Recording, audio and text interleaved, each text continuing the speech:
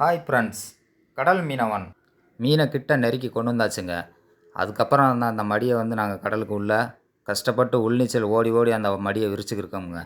அந்த மடியை விரித்து முடிஞ்சு அந்த மீனை அந்த மடிக்கு உள்ளே பற்றிட்டு போகிறோமுங்க. பற்றிட்டு போய் மீனை ஒரு வழியாக தூக்கிட்டோமுங்க மேலே. அவ்வளோ மீன் இந்த மடிக்கு உள்ளே தாங்க இருக்குது. இந்த மடியை வாங்கிட்டு இருக்கோம் பாருங்கள். இந்த மடியை ஏறக்குறைய 10 பாவம் இருக்குமுங்க இறக்கம்.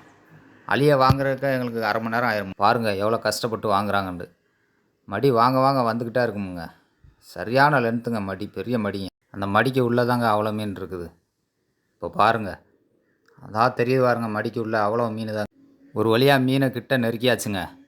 இன்னும் கொஞ்சம் நேரத்தில் வத்தையில் அந்த மீனை ஃபுல்லாக ஏற்றிடுவோமுங்க, வள்ளத்துலேயும் வத்தையிலையுமா.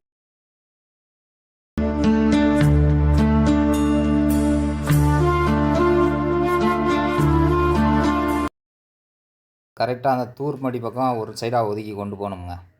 அப்படி ஒதுக்கி கொண்டு போனால் தாங்க எங்களுக்கு தூக்குறதுக்கு நல்லா வசதியாகவும் இருக்கும். மீனை தூக்கி உருவி விட்றதுக்கும் கொஞ்சம் வசதியாக இருக்குமுங்க. மீன் அதிகமாக இருந்தால் 2 முறையா 3 முறையா ஏற்றுவோங்க. இது கொஞ்சமாக இருந்தனால ஒரே முறையிலே தூக்கிட்டோமுங்க.